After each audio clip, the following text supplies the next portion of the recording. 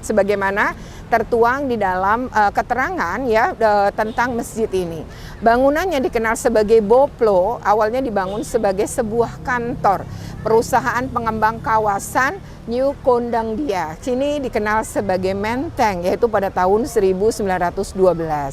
Bangunan ini dirancang oleh ini Mujon yang juga merancang kawasan Menteng. Nah, sebelum difungsikan sebagai masjid, bangunan ini tuh pernah digunakan sebagai kantor pos pembantu.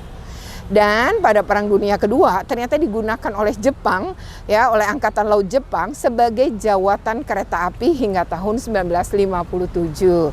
Nah, pada tahun 57 nih ya sampai tahun 64 ketika kita sudah merdeka, ternyata digunakan oleh Dinas Perumahan DKI tentu ya Jakarta, dijadikan sebagai bangunan yang berfungsi sebagai kantor. Lalu, nah ini DPR GR, gotong royong nih singkatannya, dan MPRS, artinya MPR itu Majelis Permusyawaratan Rakyat Sementara, sempat loh ya menggunakan bangunan ini sebagai kantor sekretariatnya hingga tahun 1970. Nah, ngomong-ngomong saya lahir tahun 70.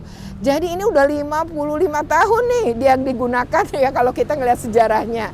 Nah, setelah itu ya baru deh ya setelah DPR, MPR ini punya bangunan tersendiri.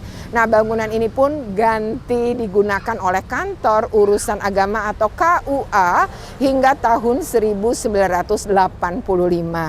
Nah, setelah 1985 sampai sekarang barulah difungsikan sebagai masjid ya. Namanya dikenal dengan Masjid Cut Mutia. Halamannya cukup luas ya. Sekarang kalau parkir ya ada tuh ya untuk barcode parkirnya. Lalu masjid ini juga punya usaha seperti UMKM ya. Nah, tadi juga ada loh yang jualan di masjid ini, yaitu jualan peci, jualan mukena, jualan tasbih ya dan lain-lain. Itu juga ada selain jual makanan ya. Jadi memang ini ada membantu banget UMKM. Nah, itu mulai dari ngejual ada yang namanya bubur ayam, ada yang namanya bubur manis, dan juga ada yang kemudian kue pancong dan bahkan kopi dan jus ya.